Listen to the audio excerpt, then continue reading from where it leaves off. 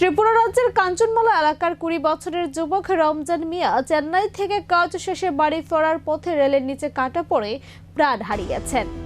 নিহত রমজান মিয়া অবিবাহিত। তার বাবা সোনা মিয়া একজন দিনমজুর। রমজান ছিল পরিবারের সবচেয়ে ছোট সন্তান।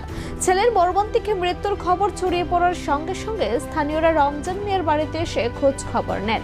বাবা সোনা মিয়া সরকারি সাহায্যের দাবি জানিয়েছেন যাতে মৃতদেহ দ্রুত বাড়িতে ফেরানো যায়। বাড়িতে রমজান মিয়ার মৃতদেহ পৌঁছানোর সঙ্গে সঙ্গে পরিবারের সবাই কান্নায় ভেঙে পড়ে।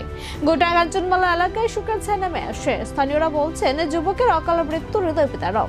তারা সরকারের তরফ থেকে দ্রুত সহযোগিতা প্রত্যাশা করেছেন। ব্যাপার হয়েছে কি তার থেকে 6 মাস আগে চেন্নাই গেছে কাম করতে বললা।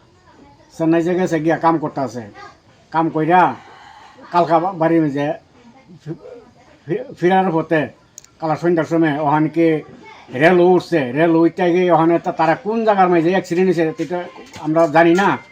তো ওখানে ফোনে গিয়া খবর পাইয়া খবর হয়েছে উড়িষ্যার মাঝে এই ঘটনাটা হয়েছে। কে অ্যাক্সিডেন্ট করছে? আপনার ছেলে? আমার ছেলে অ্যাক্সিডেন্ট করছে। নাম কি তার? রমজান মিয়া।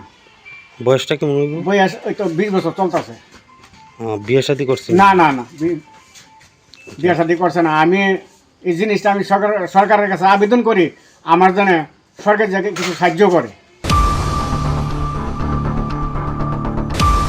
Jogmani bisingo lukurok nognai ja omhai jeng samung tangui maman no nirong saikana rawana sini industries department sini jubogroni income generate khainani bagoi जों borokno 600 e auto जों borokno distribution